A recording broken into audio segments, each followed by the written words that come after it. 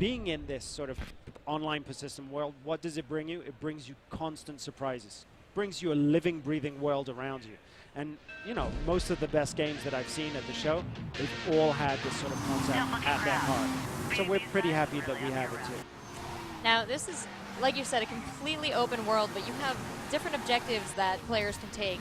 And they're all doing this all at the same time on the same United States universe. Absolutely. So how does this, how does someone who's doing the campaign interact with someone who's doing, you know, driving with friends, who's cruising around? Like, what is the interaction? We've actually made it so that this was one of the first things we developed, but that the whole of the UI is done on purpose to really facilitate communication, facilitate grouping, facilitate building a crew and launching adventures together, launching missions together. And every single mission, race, challenge in the game can be done cooperatively. So it's not just synchronous, it's asynchronous too, because we're leaving ghosts all over the place as well. So your friends can beat you in different missions, send you challenge asynchronously, or leave ghosts for you on different skills. And that's kind of special too. So you can go literally anywhere on this map that your car will Absolutely. physically take. You see those mountains over there? Yes. You can drive all the way down there and explore those too. These two guys are actually exploring this national park. They're finding some skills.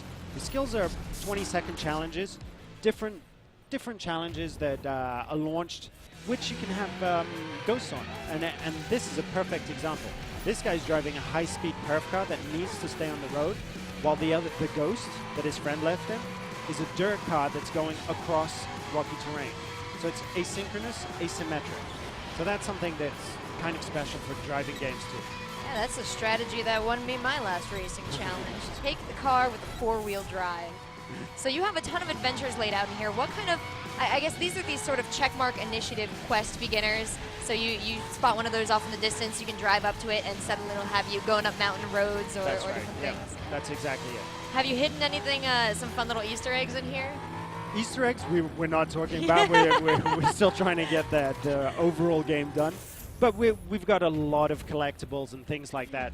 Exploration, for me, is a big part of it. I had a kid last year, and I don't have the time that I used to, so I have to get up at 6 o'clock in the morning to play for a couple of hours before taking care of baby.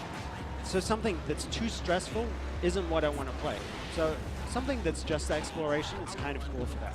Well, it looks like you've integrated a lot of social aspects here. I think, is this guy playing with his friends now? Yeah, he's just grouped all of his friends into a crew.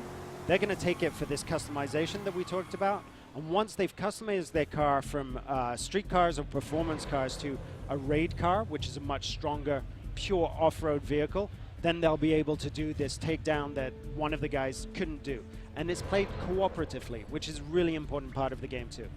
So can you tell me a little bit about, is there a story in all this? You say there's a campaign, obviously. There is a story. So the story we're not talking about much at E3. We're saving a little bit for later on. But basically, the whole of the US can be a little intimidating.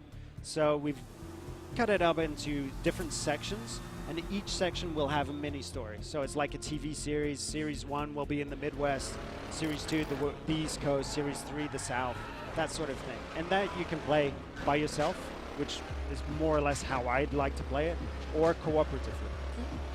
Do you have any AI in the game? Obviously, there's ghosts and cars you can race against. Are we talking about anything like GTA? Are you ever getting out of the car and walking around? Oh, that's a whole different game. That's a little crazy to expect. This is really a driving game, so we're focusing on the driving.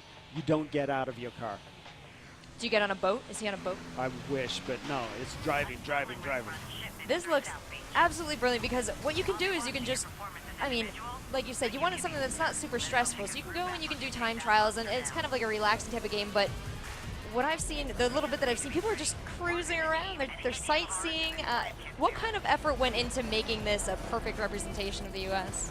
I don't think it's a perfect representation. I think it's a mix between movie references, filmic references, reference trips where we sent people who took tens of thousands of photographs in Miami, New York, all around the U.S., and Google Maps. So those three things built on an accurate heights representation of the country is really what we're aiming for. So what are the odds that you have my small town neighborhood Jersey rendered?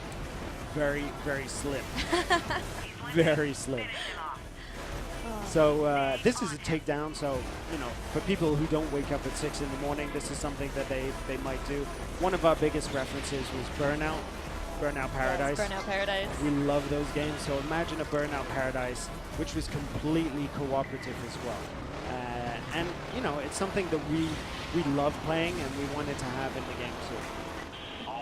And you said you have a number of car brands that we're happy to jump on board here. Absolutely. So, you know, you have a whole selection of European cars like Lamborghinis, American cars, you've got GM, Ford, who've signed up, and Japanese cars, Nissan signed up, so a whole variety of different cars.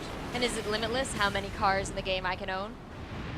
No? But you know, well, one of the things that we wanted to do was to drive the engagement and the attachment to cars. Do you drive? I do drive, yes. Do you and love I'm your car? very attached to my one car that I've been able to afford. This is the way I see things. All my life I've only had just one car, and it's a very bad car. But I love it. It's my space. It's where, you know, it's where I'm happy. So that attachment is something that we wanted in this game too. More or less like an RPG where you get attached to your character and you want to rank it up and you want to unlock all of the different tuning kits for it, for all of the different terrains. So that's one part of it. But of course you can have several cars in your garage too. No, I really like that approach because one of the things that's really intimidating about racing games for me, it seems like they always have this formula of here's your crummy car, unlock some better cars, and then when you go and play with your friends, everybody picks the tricked out Lotus, and that's the end of it. So, I mean, I really like the idea of personalizing this. It sounds like you're going to be able to just completely personalize the entirety of your experience in this game. It's a tailored experience for you. And all the adventures of driving is a nice way of seeing this game. Well, we have a little bit of time before this game comes out. It's coming out on the next-gen consoles. So where can we follow all the news up till it comes out? I think thecrew.com or thecrewgame.com. I have no idea what my marketing team did. But the Ubisoft website will have lots of that. And, you know, Twitch is going to follow us as well, and we'll talk together at Gamescom again. Oh, I hope we do. Well, thank you so much for very coming much. out. Thank you for letting me check out this game. And you guys should check it out, too. It'll be on the next-gen consoles and on PC. We got more games coming for you tonight. Don't go anywhere.